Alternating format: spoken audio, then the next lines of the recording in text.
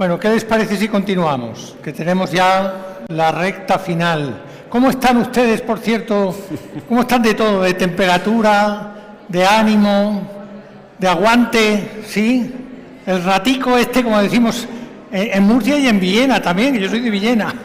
¿El ratico este lo aguantamos bien? ¿Sí? Bueno, está bien. No se... ¡Ah, qué bueno! ¡Ah, que hay fans! Buen recibimiento. ¡Ah, qué bien, qué bien, qué bien! Bueno, pues continuamos, si les parece. Nos acabamos de conocer hace un momentito, ¿verdad, Pascual? Pascual Pérez Gallego. Tengo entendido que no solamente vives en Cartagena, sino que eres cartagenero. Soy de Águilas. Ah, de Águilas, sí. Al laico. Aquí al lado. Al laico. Bueno, murcianico, fenomenal. De la cantera murciana. Eso está fenomenal. Haciendo patria en Murcia con gente de Murcia.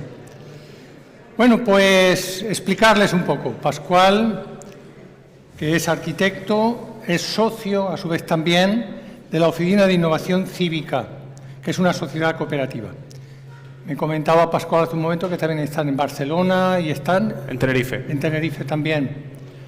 Bueno, él ha elegido parte del título y yo le doy mucho mérito, porque, observen, diseñar lo imprevisible. Hace un momento he querido que me dijera cómo se hace eso, pero ha dicho, no, después lo explico. Pues fantástico, lo va a explicar ante ustedes, ¿no? Diseñar lo imprevisible, metodologías participativas en la construcción de vivienda. Le damos un aplauso a nuestro aguileño, se diría, ¿sí?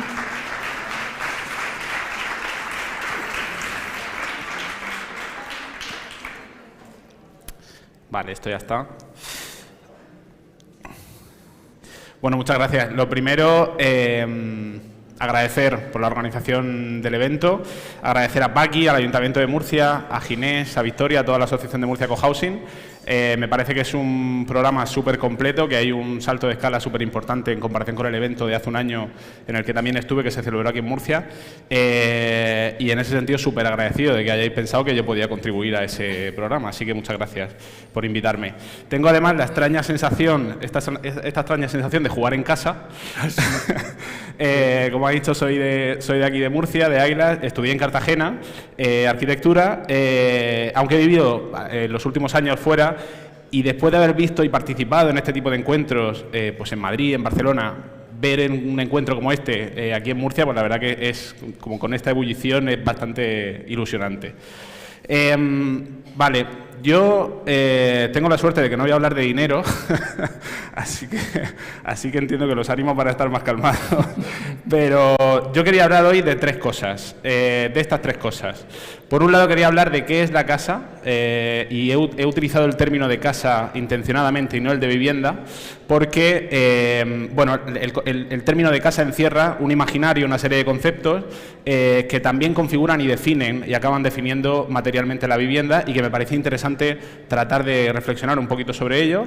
En segundo lugar, sobre qué tipo de casa queremos construir y para quién, es decir, por qué hablar de diseñar una vivienda para un modelo de vivienda cooperativa puede ser más interesante, a mi juicio lo es, y por qué lo es, y para quién, ¿no? ¿Qué modelos de familia son los que viven en este tipo de modelos de vivienda, y cómo eso influye en el diseño y en la concepción de los espacios de este modelo de vivienda? Y por último, también me gustaría hablar un poco de cómo y quién define la casa, que es la parte que más tiene que ver con el título de la ponencia, que es cómo integrar a la comunidad dentro del diseño de estos edificios, es decir, de diseño participativo. Entonces, en primer lugar, sobre qué es la casa. A mí hay una imagen, esta imagen me gusta mucho, es una imagen de una película, que es una película que se llama Nomadland, en el que una mujer pierde su casa y coge una caravana y se lanza a la vida nómada con su autocaravana. Me gusta mucho esta imagen porque me gusta pensar que su casa no es la caravana, su casa es todos esos momentos que comparte a los pies de la caravana, que son como estos. Una imagen que en realidad nos puede recordar o nos puede llevar a una imagen como esta, que seguro que nos es más familiar. Yo también la viví, tuve la suerte de vivirla como niño, y es una imagen que para mí refleja muy bien esa tensión, tensión en el buen sentido, que aparece en la relación entre la casa y la ciudad, entre la casa y el entorno urbano. Es un límite que sobre todo, y se ha mencionado ya, es un límite que sobre todo en estas regiones de España es muy, muy difuso y que me parece que es muy interesante reflexionar.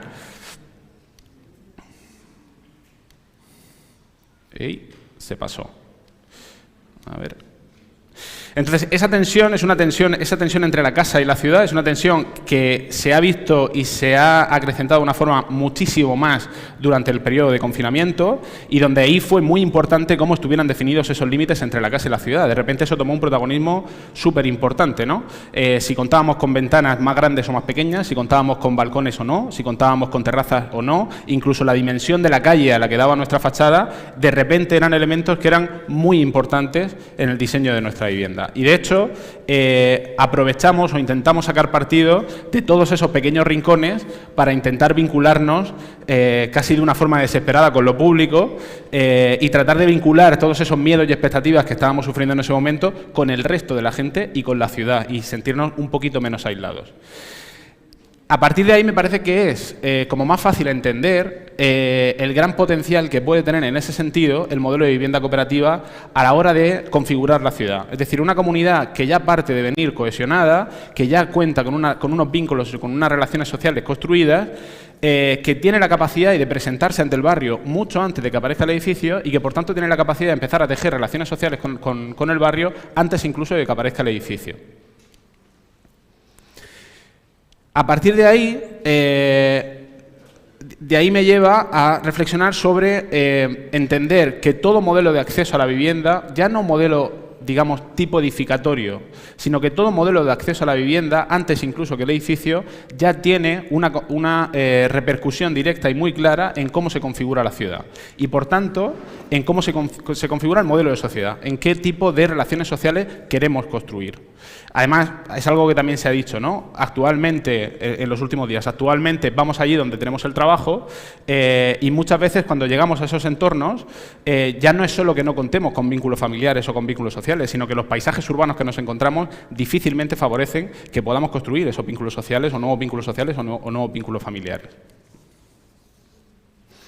Esto tiene unas consecuencias directas en la salud, ya lo sabemos, en los últimos años se ha visibilizado muchísimo la cuestión de la soledad no deseada, por suerte se ha visibilizado muchísimo, y en Murcia en particular es algo que a raíz de la pandemia se ha incrementado especialmente en relación con el resto del Estado español.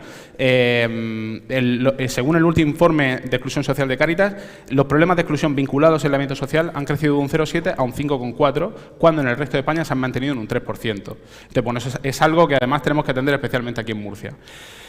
Por tanto, y trayéndomelo ahora a la configuración espacial y ya material del modelo de vivienda cooperativa, del modelo de cohousing.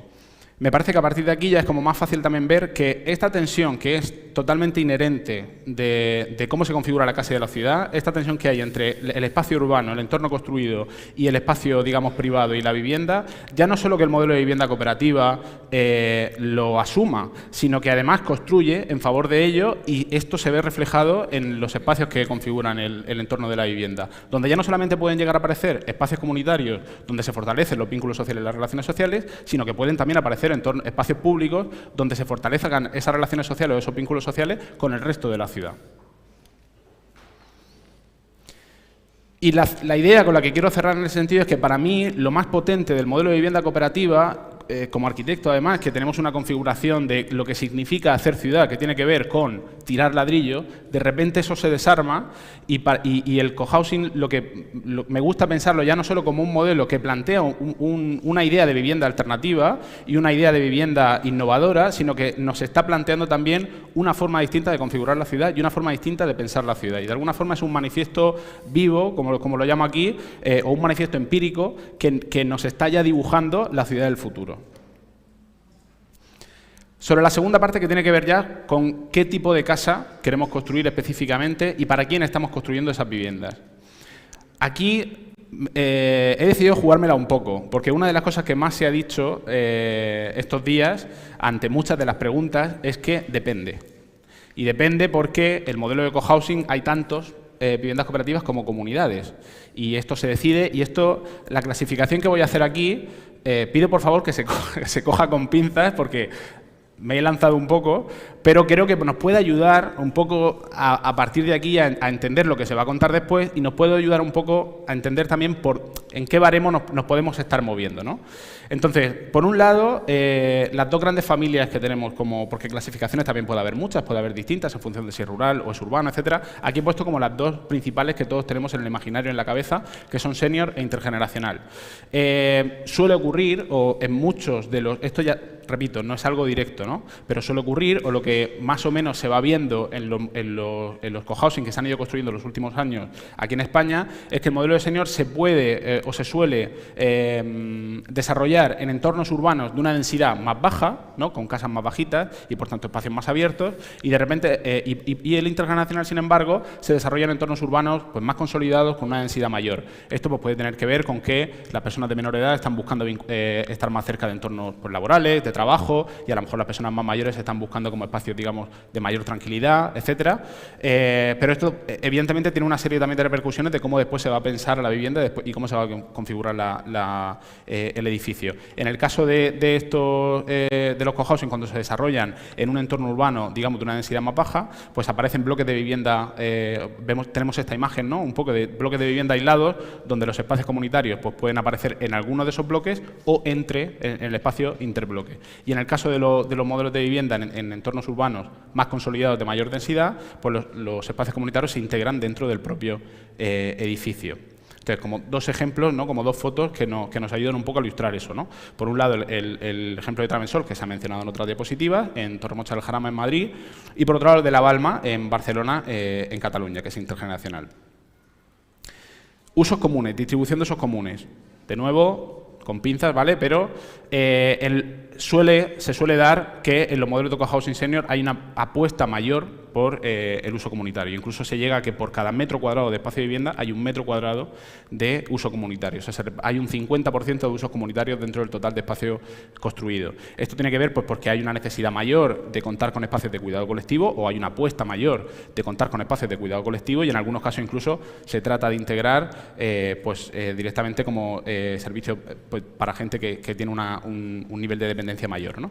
Y en el caso del intergeneracional pues puede rondar entre un 20 o un 30%, también probablemente vinculado a una cuestión simplemente de espacio. O sea, si son edificios que se desarrollan en un contexto urbano más consolidado, de mayor densidad, probablemente el solar sea más pequeño, hay menos cantidad de espacio y, por tanto, pues hay menos capacidad de jugar con ello y, por tanto, los usos comunitarios se reducen un pelín más, ¿no? También porque, además, en el caso de las viviendas, en el intergeneracional pueden llegar a aparecer viviendas pues hasta de 90 metros cuadrados, como viviendas más grandes. Hay unidades familiares que pueden ser más grandes, pueden tener necesidades familiares más grandes, y, sin embargo, en el senior, pues podemos hablar de unidades familiares pues, de una o de dos personas, de una pareja, y que, por tanto, las necesidades de la vivienda pues son menores. Entonces aparecen pues, viviendas más pequeñas, de 50 metros cuadrados, como mucho de 70, donde a lo mejor hay dos habitaciones, pues porque esas personas quieren seguir teniendo la capacidad de poder acoger a sus hijos, a sus nietos en casa y quieren tener una habitación dentro de la unidad de vivienda, ¿no? Entonces, bueno, pues como ejemplo, este edificio que todavía no es un edificio, ¿vale? Esto es un estudio de viabilidad que recientemente hemos hecho para una cooperativa de cohousing intergeneracional en Tenerife, que estamos cruzando dedos porque se cierren unos últimos trámites y poder empezar ya con el diseño de ello en los próximos semanas, meses, pero más o menos que rondaría, ¿no? Como por eso baremos. Es un bloque aislado, tiene una distribución de uso de un 30% y un número de unidades de entre 22 y 25 unidades, entre 50 y 85 metros cuadrados. Es un poco el estudio de habilidad que se ha hecho pues para que sea viable económicamente, para que más o menos con los parámetros urbanísticos que tiene la parcela, etcétera, etcétera. Ya digo esto, luego hemos conocido muchas cosas que se salen de aquí, cohousing de 8 unidades, cohousing de 5, pero bueno, también, ya digo, en teoría más o menos se suele rondar estas unidades de vivienda, que lo de las unidades creo que no lo he mencionado, pero en el caso del senior suele tenderse a ver también más unidades, también porque, por ejemplo, Travensol son 54, y son 54, a mí me gusta esto cuando lo cuentan, porque son 54 porque estudiaron que tenían que ser 54, no podían ser ni 52 ni 56, porque integraban toda la parte de asistencia a personas con una dependencia mayor y, por tanto, había un estudio de viabilidad económica como muy riguroso, que si eran más de 54, pues ya empezaba, la cosa se iba de madre, y si eran menos, era inviable económicamente. Entonces, eran 54 porque tenían que ser 54. Y luego ya, pues, entre patios son 17, y ahí he puesto un baremo entre 20 y 30 unidades. Entre patios son 17, la col son 28. Bueno, o sea que, evidentemente, luego hay cosas que se salen de esto, pero que, bueno, nos puede ayudar un poco a hacer un mapa mental de la situación. Entonces, a partir de aquí, ¿para quién estamos, por tanto, diseñando el modelo de vivienda cohousing? Hay una cuestión que también se ha mencionado, ¿no? Me voy a repetir con muchas cosas que se han mencionado porque es lo que tiene que ya voy casi el último. Pero las unidades familiares, de repente, en los últimos años se está visibilizando que existen otros tipos de familia. Y no solamente existe el modelo de familia nuclear, papá, mamá, 2 hijos y el perro, sino que existen otros tipos de familia y hay muchísima mayor diversidad de familias. De hecho, los hogares están tendiendo a ser cada vez más pequeños y el INE ya dibuja que para el año 2035 el tamaño medio será de 2,4. Es muy curioso también porque, además, si dibujamos en relación de oferta-demanda, estos son datos de Berlín y Múnich, donde menos del 20% de los hogares, menos del 20%, responde al modelo de familia nuclear. En Barcelona, creo que miré, estaba en torno al 10%. O sea, solo el 10% de familias responden al modelo de familia nuclear. Sin embargo, el 90% de la oferta de vivienda, del 90% de las viviendas del parque de vivienda, son de habitación grande para papá, 2 habitaciones para niños, cocina y, ¿no? Responde. O sea, hay una descompensación ahí brutal en ese sentido. Entonces, por tanto, es algo, pues, que tenemos que empezar a tener en cuenta. Y luego, por otro lado, aparece la cuestión también de compartir lo doméstico y compartir los cuidados, ¿no? Entender que no es una cuestión únicamente de forma, es decir, de tener como espacios más grandes que nos permitan trabajar, etcétera, etcétera, sino que la reflexión tiene que ir un poco más allá, porque incluso aunque eso aparece, pues siguen apareciendo imágenes como estas, donde hay determinadas relaciones y hábitos que se personifican en un perfil determinado de persona, en este caso mujer, y una serie de relaciones sociales que se siguen personificando y se siguen ejemplificando por mucho que cambiemos la forma de la vivienda. Hay que hacer una reflexión más allá sobre el tipo de relación que establecemos entre las diferentes estancias de la vivienda, y ahí es donde aparece como una cuestión muy interesante y que puede acabar rompiendo un poco todo eso o ayudar a equilibrarlo en la cuestión de los espacios comunitarios. A mí todo esto me parece que es una oportunidad estupenda desde mi lado, ¿no?, como arquitecto, para innovar en la vivienda. La vivienda es uno de los espacios que probablemente menos ha evolucionado entre poco y nada en el último siglo, y me parece que es una oportunidad esta brutal para poder plantear modelos de vivienda distintos. Creo que es una oportunidad brutal y que de verdad aparecen modelos de vivienda distintos porque lo que plantea el cohousing, con todo lo que ya he contado, ¿no?, hasta ahora, lo que plantea el cohousing no es que tratemos de innovar en la vivienda. Lo interesante del cohousing es que nos plantea preguntas distintas, ¿no? O sea, si yo tratara de diseñar, de innovar en el diseño de aquella silla, si yo intento diseñar una silla distinta, pues probablemente aparezca con un artilugio así un poco llamativo y tal, pero muy probablemente siga teniendo 3 o 4 patas y un respaldo. Lo interesante sería que me planteara distintas formas de sentarme. Si me planteo eso, probablemente consiga diseñar realmente una silla innovadora. Pues esto es un poco lo que pasa con el cohousing. El cohousing de repente no nos dice, vamos a tratar de innovar en la vivienda. El cohousing nos plantea cómo podemos vivir de una forma distinta. Y entonces se rompen como todos los imaginarios y conceptos que teníamos en torno a lo que debería ser el espacio doméstico. Y esa es la parte que a mí me parece realmente interesante. Entonces, a partir de aquí, algunas cuestiones como más concretas que aparecen dentro de cómo se puede traducir esto, o sea, de qué forma los modelos de vivienda cooperativa se traducen en espacios que son distintos a un modelo de vivienda, digamos, tradicional. Pues por un lado, una de las cuestiones que más está apareciendo es esta cuestión de regular los espacios, de jerarquizar los espacios. Es decir, como decía, en el modelo de vivienda de familia nuclear teníamos la habitación grande para los papás, la habitación pequeña para los niños, la cocina tenía un tamaño determinado, etcétera. De repente hay una homogeneización de las estancias para evitar un poco esto que pasaba, que la habitación pequeña siempre es la habitación pequeña y siempre va a ser la habitación pequeña, y la habitación grande siempre va a ser la habitación grande. La habitación pequeña hay determinados usos que jamás va a poder albergar, porque además hay determinados mobiliarios y actividades que es imposible realizar porque no da para ello.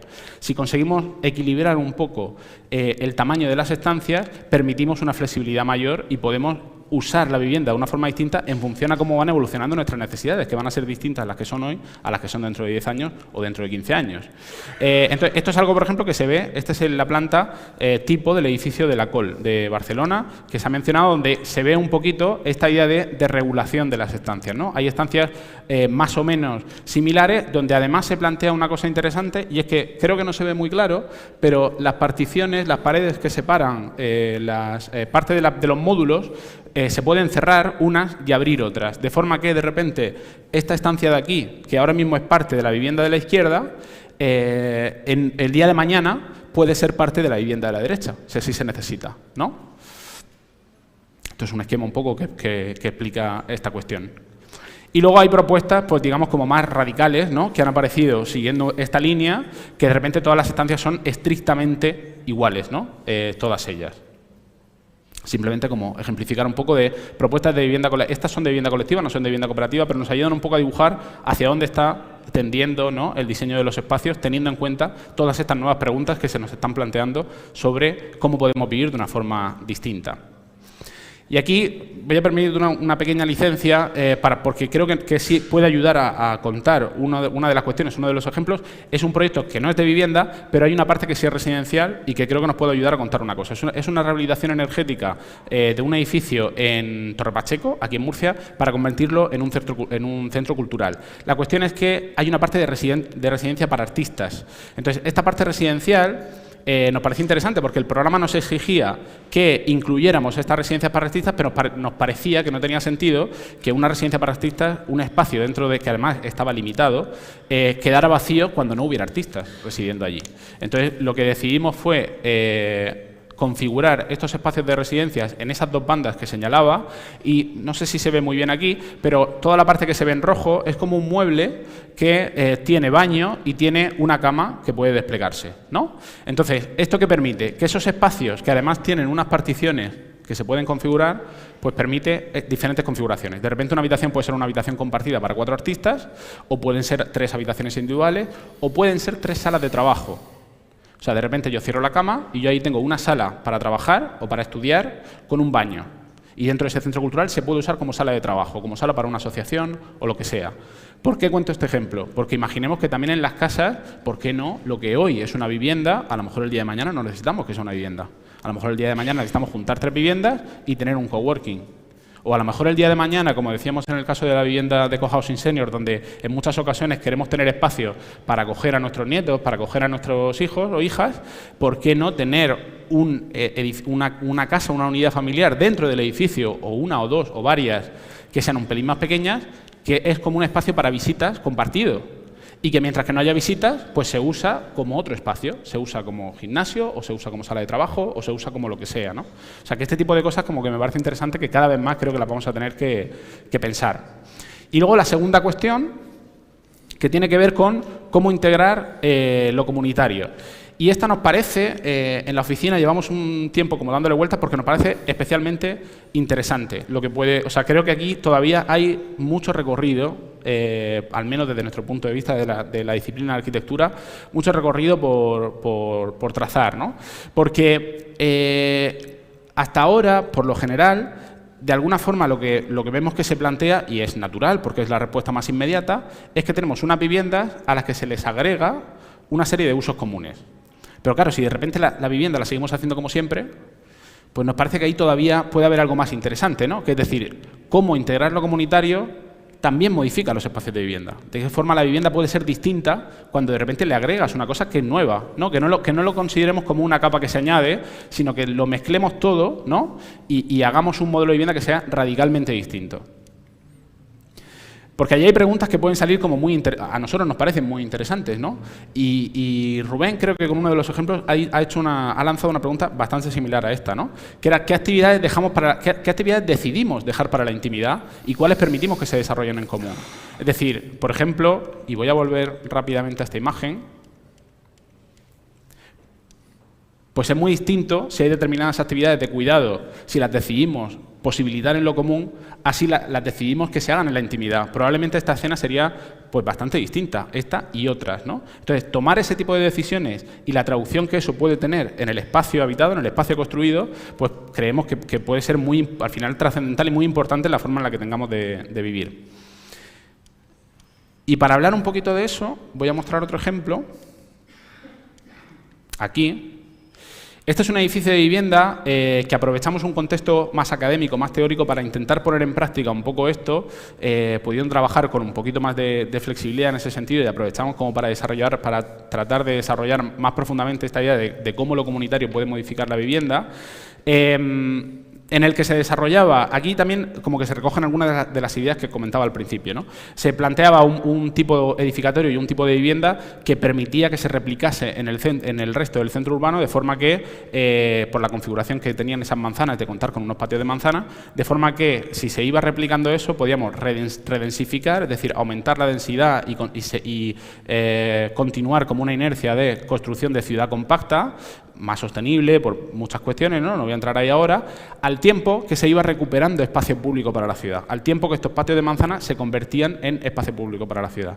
Entonces, era un poco también este ejercicio que decimos de cómo la vivienda puede ser capaz de construir ciudad, es decir, una idea de redensificación sin que eso vaya en perjuicio de la ciudad, sin que eso vaya y se traduzca en una idea de más personas, hacinamiento, etcétera, sino todo lo contrario, ¿no? Y cómo eso podía ser. Entonces, aquí planteamos como ese tipo de vivienda que podía ser replicable. Al final salía una planta, en el caso que desarrollamos más profundamente, que iba un poco por esta línea. Y lo que quiero comentar aquí de esto, hay como una banda que todo lo de esta fachada son viviendas y todo lo que aparece enfrente son espacios comunitarios. Entonces, esto es lo que planteamos que intentamos como darle recorrido a ver un poco lo que salía. Aquí se ve un poco que los módulos que configuran las viviendas es esta idea de homogeneizar estancias, de permitir que se pudiera adaptar a los diferentes tipos de vida, tantos como familias, y que además fuera lo suficientemente genérico como para poder adaptarse, incluso para poder replicarse en otros solares, y lo suficientemente específico como para poder, digamos, independizarse o particularizarse a las necesidades de cada familia. Entonces, como decía, la parte interesante era que el espacio comunitario no lo albergábamos o no lo entendíamos como una parte más del edificio, o sea, como una parte agregada al edificio, que de repente en el cuarto teníamos una sala de usos comunes, o en el ático, o en la planta baja. No, lo comunitario era una banda, un gran espacio que aparecía enfrente de nuestra vivienda, ¿vale? De forma que la vivienda también estaba configurada, los módulos de vivienda, que yo podía graduar la intimidad, el grado de intimidad con el que yo me relacionaba con ese espacio comunitario. Yo podía llegar a cerrar y tener una puerta y tener una cortina, o yo podía abrir completamente ese espacio, ese límite, y de repente ya no había como un límite claro. Mi casa es parte de lo común es parte de mi casa, está todo junto, ¿no? Y podían aparecer pues, diferentes configuraciones en esa banda de espacio común, pues un espacio de trabajo compartido, una cocina compartida, una lavandería, etcétera, etcétera. Como digo, eso permitía que apareciera como un gradiente muy grande entre lo más íntimo hasta lo más comunitario, ¿no? Y que yo tuviera la autonomía de regular esa intimidad. Como decía antes, ¿no? El ejercicio era tratar de imaginar que el espacio de vivienda también de repente ya cambia, ya es otra vivienda cuando se relaciona con lo comunitario. ¿Se ha quedado pillado? Falta uno aquí. Y esta imagen, para cerrar, que es la que nos parecía como que resumía todo esto, ¿no? Este es un ejemplo de una de las viviendas, que es una de las viviendas que se integraba dentro del bloque, que era una vivienda tipo dúplex, y la vivienda es todo lo que aparece a la derecha, remarcado abajo en negro. El espacio comunitario es lo que aparece a la izquierda, marcado en morado, y entre medias había pues como un gradiente que nos permitía, estando todo conectado, nos permitía un poco regular también eso, ¿no? Y generar un poquito también de intimidad en el acceso a nuestra vivienda. Pero de esa forma era como que podías entenderlo como dos espacios separados, con dos escalas distintas, con dos programas de usos distintos, pero podías llegar a integrarlo todo y que en el fondo tu vivienda sea esto. No es que tu vivienda sea esto y en el quinto tengo, como decía antes, me voy a repetir, pero quiero insistir, no es mi vivienda y en el quinto tengo una lavandería. Todo esto puede ser mi vivienda. De repente es el cumpleaños de mi hijo, lo junto todo y el cumpleaños es todo, ¿no? Qué bueno, muy bien. Y, a ver, ¿qué se queda? ¿Te permite? Vamos, si puedes. Voy. Para ir terminando. Por último, sobre cómo y quién define la casa, ¿no? Aquí quería hablar un poquito sobre la parte de diseño participativo, como decía, y cómo integrar a la comunidad en el diseño de estos espacios. Hay una frase que es muy famosa, ¿no?, de un arquitecto italiano, de Giancarlo De Carlo, que desarrolló su trabajo entre los años 60 70, que decía que la arquitectura es algo demasiado importante como para dejársela solamente a los arquitectos. ¿Esto qué quiere decir? ¿Que tenemos que aprender todos a ser arquitectos? No, aquí también hay mucha confusión y hay veces que malinterpretamos lo que implica un proceso de participación y de repente, pues bueno, convertimos a vecinos o pretendemos convertir a vecinos y vecinas en arquitectos y arquitectas cuando no se trata de eso. Se trata de que entender que cada uno tiene una experiencia concreta, tiene un conocimiento concreto y de lo que se trata es de ver cómo construimos los espacios adecuados y las herramientas de interlocución adecuadas para que el conocimiento que tiene cada parte se pueda intercambiar, ¿no? Entonces, voy a mostrar como ejemplo, son 3 ideas las que voy a compartir aquí sobre esta idea del diseño participativo y voy a mostrar algunos ejemplos del caso de Entre Patios, porque pude colaborar con la oficina de SAT justo en el momento del proceso participativo y colaboré con ellos y hice una investigación sobre ese proceso de los 6 primeros talleres de participación, es decir, desde que compraron el suelo hasta que consiguieron desarrollar el proyecto básico. Ahí se desarrollaron 6 talleres y esa es la parte un poco en la que yo estuve, con la que pude participar. Y las 3 ideas, por un lado, de la creación a la mediación. Es decir, lo importante ya no es el objeto lo más importante ya no es el objeto construido dentro del proceso de construcción de vivienda o de diseño de vivienda. Lo más importante es cómo las personas se transforman dentro de ese proceso de construcción de la vivienda. Y por tanto, en la imagen de creador y la imagen y el papel de la creación pierde protagonismo y lo que cobra relevancia como arquitectos, como arquitectas, es coger un papel. Ya no estamos aquí arriba, ¿no? No somos las personas que tomamos todas las decisiones, sino que estamos en medio, entre ese objeto construido y la comunidad. Y ese es el lugar en el que tenemos que posicionarnos ahora. Y por tanto, si ya tenemos que empezar a mirar tanto a la comunidad como al edificio desde un lugar distinto, las herramientas que usemos para diseñar ese edificio y para relacionarnos con la comunidad tienen que ser también distintas. Un ejemplo, una cosa que se hizo aquí fue usar una herramienta de debate online, entre la comunidad y el equipo de arquitectura. Y esto permitía al equipo de arquitectura y a la comunidad poder, por un lado, compartir información técnica previa a los talleres, ¿no? Hacer como una comunicación, digamos, más transparente y más fluida entre taller y taller, y por otro lado, a la comunidad también poder tener como una seguridad mayor, ¿no? Pues saber que tengo a esa persona al otro lado y en un momento dado le puedo preguntar. Esto también trajo bastante dolor de cabeza al equipo de arquitectura, no todo fue tal, pero la herramienta la siguen usando hoy. Entre Patios ya lleva años viviendo ahí y esta herramienta la siguen usando hoy para organizarse, o sea que entiendo que les ha funcionado bien. Segunda idea, resignificar los conocimientos técnicos. Lo que decía, no se trata que de repente ni vecinos y vecinas hagan de arquitectos, ni el arquitecto deje de ser arquitecto. O sea, hay un conocimiento técnico que es necesario y que se debe tener. De lo que se trata, como decía, de resignificar esos conocimientos, de resignificar ese rol y de mirar desde un lugar distinto. Un ejemplo muy concreto que a mí me gusta mucho de Entre Patios es donde uno de los talleres se les pidió a las 17 unidades de vivienda, se les dio como una plantilla y se les pidió que diseñaran su casa. ¿Para qué? ¿Para que luego se hiciera lo que iban a diseñar? No, evidentemente no. Hay una serie de conocimientos que se requieren ahí en medio. ¿Para qué se usó eso? Era una herramienta que servía al equipo de arquitectura para interpretar las necesidades de cada una de las familias. Luego a eso sirvió como para poder extraer una serie de un rigor arquitectónico, un rigor constructivo y ayuda a plantear, pues bueno, dónde están las habitaciones, dónde van a estar los espacios húmedos, cómo se le puede dar a esto una estructura, digamos, constructiva, etcétera, etcétera. Y por último, crear y contar historias. Hay que contar, tenemos que contar los proyectos desde otra forma, ¿no? Ya no vale únicamente comunicarnos pues con maquetas, con planos, etcétera, sino que tenemos que tratar de contar otra serie de cuestiones, comunicarnos con otra serie de herramientas que empaticen de otra forma, ¿no? Y otro ejemplo es que aquí también en el proyecto de Entre Patios, al final, ¿no? Cuando ya estaba el proyecto básico, lo que hizo el equipo de arquitectura SAT fue inventarse como unas historias cogió a 3 unidades familiares y se inventó, bueno, pues por la mañana esta familia familia, se levanta, hace esto, ¿no? Y por la tarde, a mediodía, deja a sus hijos no sé dónde, por la tarde va a hablar con el vecino, etcétera, etcétera. De esta forma como que se empatizaba y se empezaba un poco a imaginar qué es lo que iba a ocurrir en ese edificio, ¿no? Y empezábamos a contar el proyecto desde un lugar pues radicalmente distinto al que si yo te empiezo a contar, pues este espacio tiene 4 metros, son 30 metros cuadrados, etcétera, ¿no? Muy bien, muy bien. Y, bueno, ya por último, simplemente contar que me parece importante, ¿no? Que, como muy de pasada, que también hay como una especie de sentimiento de que estamos como siendo muy innovadores, ¿no? Y es cierto que estamos siendo muy innovadores, pero también es de recibo reconocer que hay todo un recorrido, también en ese sentido, por lo menos desde el campo de la disciplina de arquitectura. Este es el propio Giancarlo De Carlo que he citado antes, en los años 60-70. Esta es una imagen de uno de esos procesos participativos que él ya realizaba. Aquí está con una de las vecinas, y usando una maqueta como ejemplo.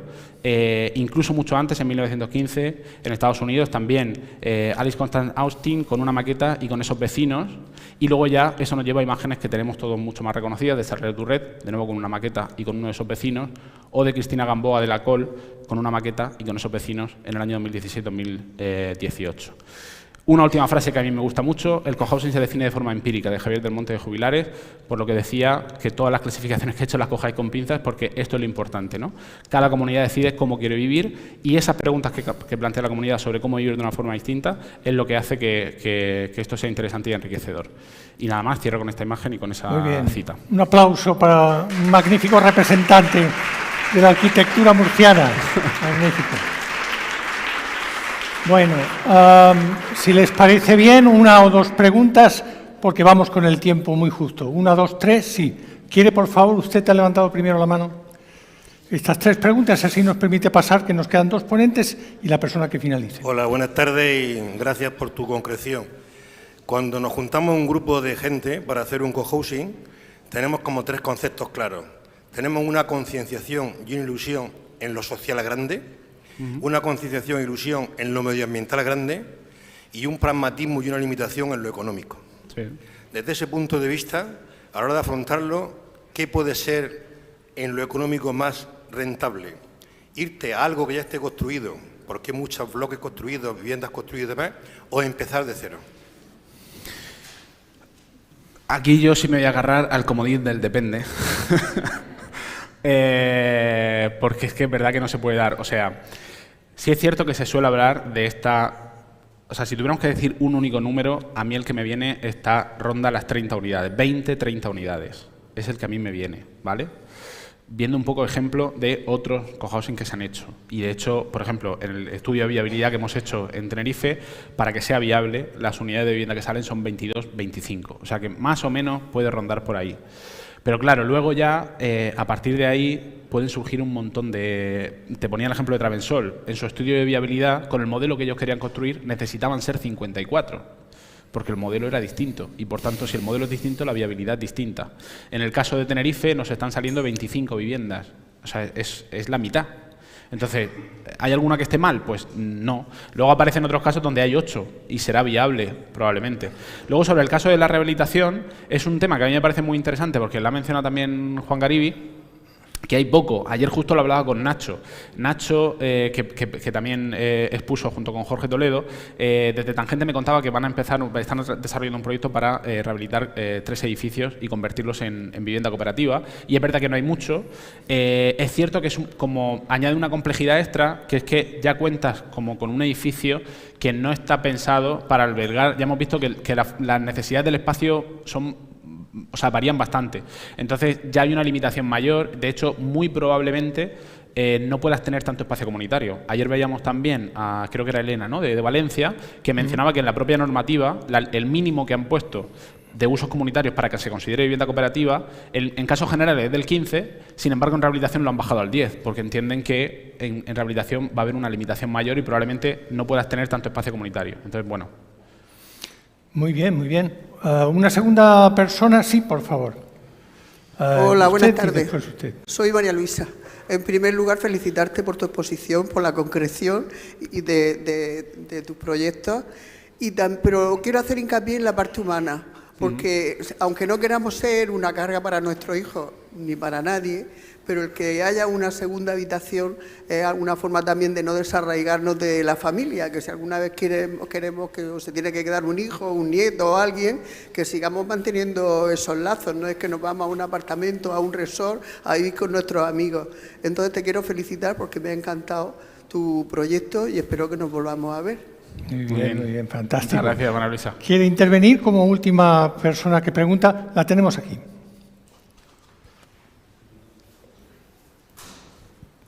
En primer lugar, decirte pues que como innovación me parece, bueno, unos proyectos muy bonitos, pero según para quién. Yo, por ejemplo, ese tipo de innovaciones pues, lo veo para gente más joven.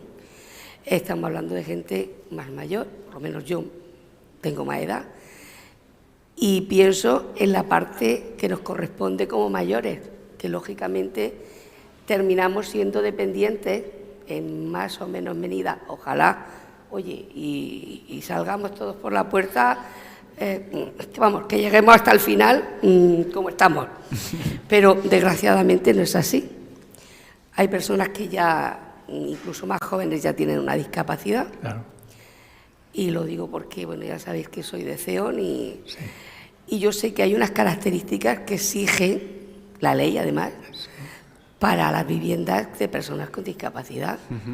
Y tienen que tener un pasillo mínimo de 80 centímetros, tienen que tener unos baños adaptados con puertas de 80 centímetros, que es preciso que haya una segunda habitación, porque si te tienen que cuidar, pues tampoco está bien que tenga una cuidadora o un cuidador en la cama de al lado roncándote, o tú roncando al otro.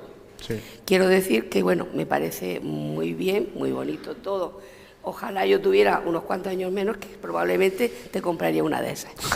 Pero desgraciadamente yo me tengo que buscar, bueno, por lo que sea más fácil para mí y para las personas que tengan que cuidarme. Sí, y lógicamente, pues echo de menos esas adaptaciones. Por ejemplo, un dúplex. Un dúplex es inviable para nosotros. Te lo digo porque lo tengo yo uno en la playa. Sí. Vaya, y ya que casi que te dejas las cosas abajo para no subir, ¿sabes?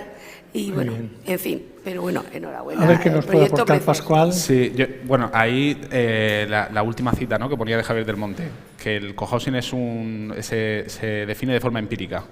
Y lo que hemos comentado, lo he comentado yo y creo que se ha comentado mucho estos días. Tanto cohousing como necesidades distintas haya. Entonces, bueno, yo he mostrado algunos ejemplos, incluso algunos de ellos como diciendo hasta dónde podríamos llegar a estirar el chicle, ¿no? Pero hay un montón de grises ahí y evidentemente esa es la parte que me parece interesante del modelo de vivienda cooperativa del cohousing. Que la innovación, no hay una innovación única. Ya hemos visto el mercado lo que ofrece a día de hoy es que el 90% responden a un único tipo de familia, el 90% de la oferta. Lo interesante de esto es que la oferta la defines tú y la defines de acuerdo a tus necesidades. Si tus necesidades son otras, pues simplemente diseñar un edificio de vivienda que se adapte a esas necesidades. Y un único apunte, por ejemplo, en el ejemplo que he puesto de tipo dúplex, dentro del edificio existían otros modelos que no eran dúplex, que podían acoger también a otros tipos de familia. Muy bien, fenomenal. Un paso más. Muchas gracias de nuevo. Gracias por tu tiempo y gracias por asistarte. Vamos a